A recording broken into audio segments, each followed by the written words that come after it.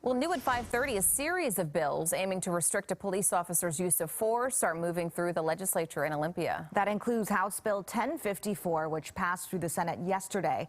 The legislation would standardize some law enforcement tactics, including when police can deploy tear gas or subdue a suspect using a chokehold. Q13 Steve Kiggins reports an update on legislation aimed at holding police accountable for their actions, and hears from a family fighting for that change.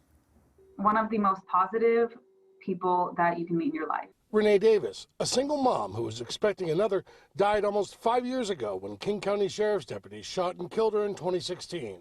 Police were performing a welfare check after loved ones worried she'd become suicidal. And while officers did not know the handgun Davis was holding was unloaded when they confronted her, deputies both fired their guns in defense, killing her. Her death is why Barbara Sanchez organizes for the Washington Coalition for Police Accountability.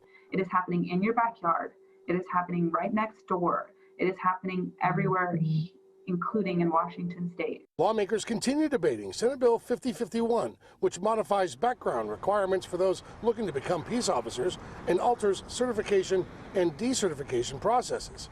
The Senate is also hearing House Bill 1267, which would create an Office of Independent Investigations that would provide oversight and independent reviews of police use of force. And Tuesday, House Bill 1054 was passed out of the Senate and now heads back to the House to debate new amendments. 1054, among other things, mostly prohibits officers from using chokeholds and neck restraints, and restricts when and how tear gas can be deployed, and eliminates no-knock search warrants. A number of law enforcement groups have criticized the bill, so have some Republicans in Olympia who worry 1054 forces cops to overthink during crisis. Do they make our communities less safe?